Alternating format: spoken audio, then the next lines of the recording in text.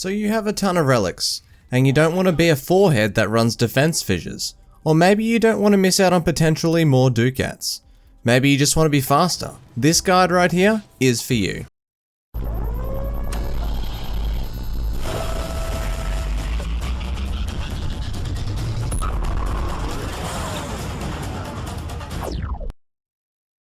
This video is a part 2 to a full-fledged relic guide that we've been making. In the first video, we discussed the most efficient farming method to obtain relics.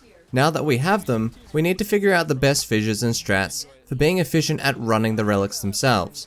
This video will also have advice on how best to use these relics for Ducats. However, to start with, the first thing that we need to go over is the different types of game modes, which ones to avoid and which ones to run. Game modes have a large impact in our Plat and Ducat profits because the difference in times and speeds between missions can be incredibly massive. Game modes that you normally want to avoid if possible include Defense, Interception, Spy, Survival, and Mobile Defense. The reason being is that these are game modes that are incredibly slow by default. Interception, Survival, and Mobile Defense at a certain point cannot be made any faster, so running these are just a waste of time. Mobile Defense is locked behind defense times, Survival is locked behind 5-minute rotations, and Interception after capturing all 4 points can't actually be made any faster. These modes you end up sitting there waiting a lot, which could be put into time running more relics. The other game modes here include Defense and Spy. These two types are slow and can cause issues with collecting reactant, as Defense has a set limit of enemies that is not uncommon for 10 reactant to not be obtainable during early waves. And for Spy, because the vaults are spread out, that means the kills become spread out, and that means collecting your reactant can be very difficult because you'll have to spend a lot of time running around collecting instead of progressing. If you ever get any of these fissures, I would suggest avoiding them. The remaining game modes from best to worst are Capture, Rescue, Exterminate, Sabotage, Disruption, and Excavation. These mission styles are quick and are a good pick at almost any time. Disruption and Excavation are much better with a squad, but every other mission here can be run incredibly efficiently. So whenever you see these types, run to your heart's content. Before we continue, if you are new to the channel and are enjoying the content or the guides are helping out, don't forget to hit that subscribe button. It helps me out a lot and lets me know that we're on the right track with the content that you guys would like to see. Now obviously mission types can affect times, but the tiles that these missions spawn on can also impact how quickly you can get through them.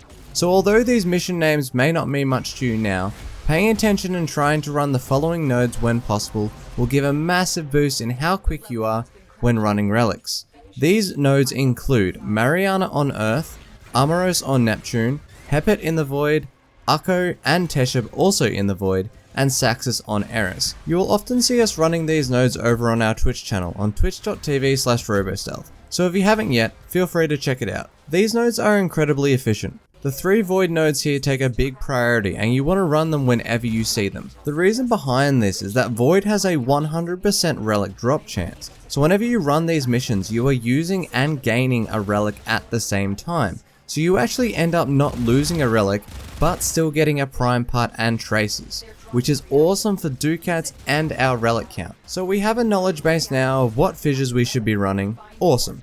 Now we need to figure out what our loadouts will be. The main frames that can be run here are Titania, Vault, Wukong, and Gorse, as they are all fast frames in one way or another. I'm going to quickly display a few clips from these frames on screen with a build there as well so you can see them in action.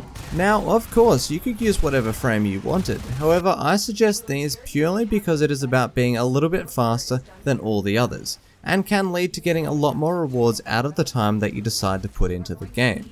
And of course, if you do have access to the Hemlith system, you can take Gorse's Thermal Sunder and put it on the other fast frames, or do any sort of big adjustments with other abilities from frames that you may like normally. I didn't really want to talk too much about these builds purely because I didn't want this to be a build video. So we'll move on to the last subject that I had in mind, which was how to get the most Ducats out of your relics. The simple answer really is that you should be ratting all of your relics and trying to avoid any other type of upgrades, such as exceptional or flawless. On screen right now, you can see the drop chances per relic type for the different rarities as well as their trace cost. It might be tempting to run lower upgrades because you can get more upgraded relics out of it. However, it isn't, and I'll tell you why. So if you run 100 Radiant relics, you can normally expect 10 golds, 40 silvers and 50 bronze, which will give you 3,550 ducats.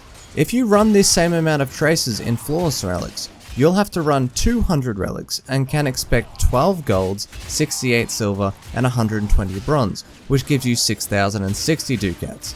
And the same amount of traces again in Exceptional is 400 relics, which will give you 16 gold, 104 silver, and 280 bronze, which leads up to 10,480 ducats. What does this tell us? Well, essentially that the amount of increased ducats for running different rarities is not actually worth the increased farm time required to open them all.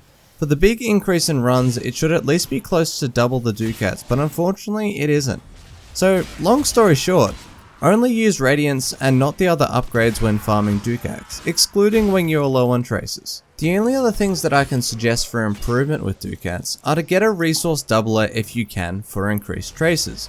Make sure you have a Smeeta Kavat as well, equipped with Charm, so you can try to get more traces from that sometimes. And lastly, try and run in squads as often as possible, as more people means better chances of getting good stuff, but also means when people pick your things you actually get more traces. That however is all the information that you should need to make the very max and most optimal amount of ducats for your time playing, and hopefully increase the speed of your runs. I'm going to leave this video here however. I have one more of these relic videos planned which will go into the depth of a Discord for running relics called VRB, also known as Vaulted Relic Burners. That will hopefully be coming out soon. I'll leave this video here. Much love, and Robo out.